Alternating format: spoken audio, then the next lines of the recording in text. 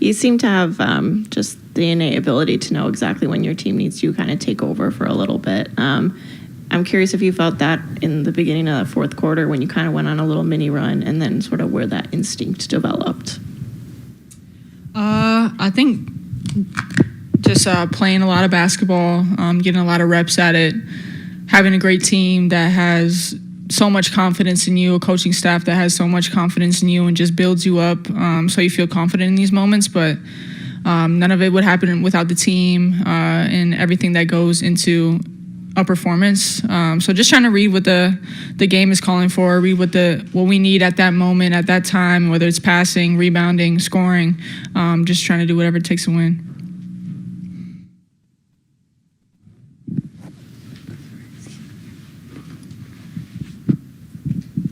Nancy Armour, USA Today Sports.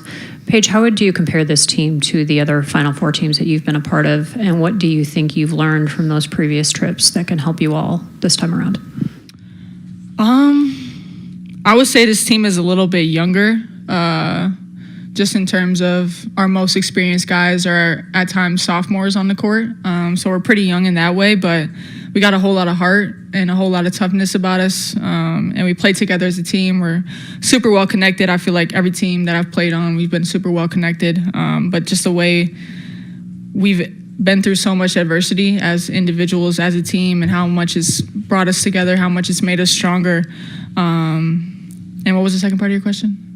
What lessons have you learned from your previous Final Four trips that you think will help you now? Just taking it one possession at a time. The possession you're in is the most important possession of the season.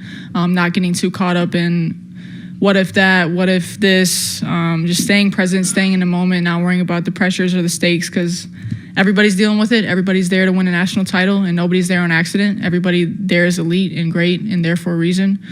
So just sticking to being in a moment, staying present, and capitalizing off of everything.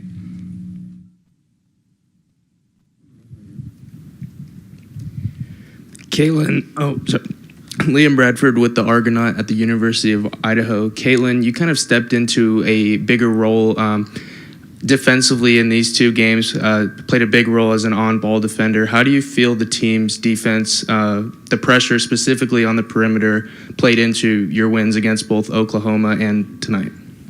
I feel like that's something we always put an emphasis on. We're always talking about on-ball pressure, and the more on-ball pressure we have, the better our defense is. And I feel like our coaches prepare us very well for both of these games, and we were locked in defensively for most of the game.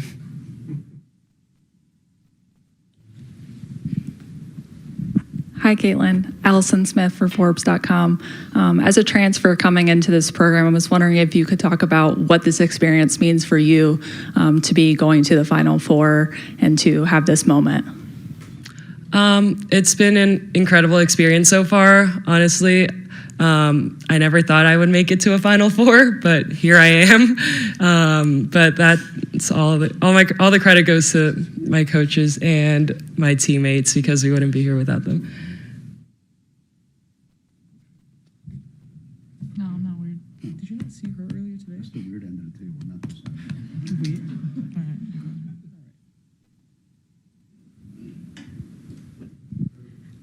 So another one for Kaitlyn. Kaitlyn, Miriam Swanson with the LA Daily News. I wonder, when you were at Little Flintridge Prep, kind of dominating on the very small school circuit, were you perhaps a Yukon fan, and could you have conceived of this then? Yes and no.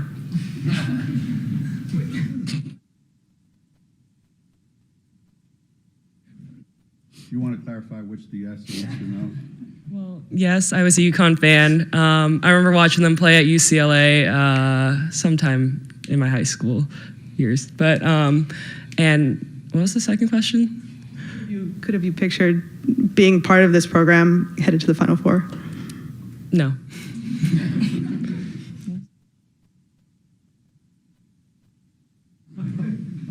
Short and sweet.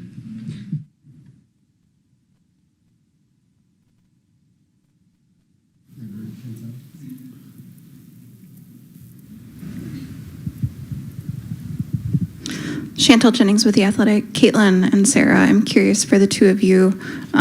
This is a program where you go to the Final Four. A lot of people don't get to do that. Coach became the winningest coach in college basketball this year. Not a lot of people get to be on a team where that happens, but it's UConn, so it's also sort of par for the course. I'm curious how you sort of process this coming from high school and the Ivy League, like going into these historic moments, but also treating them quite normally.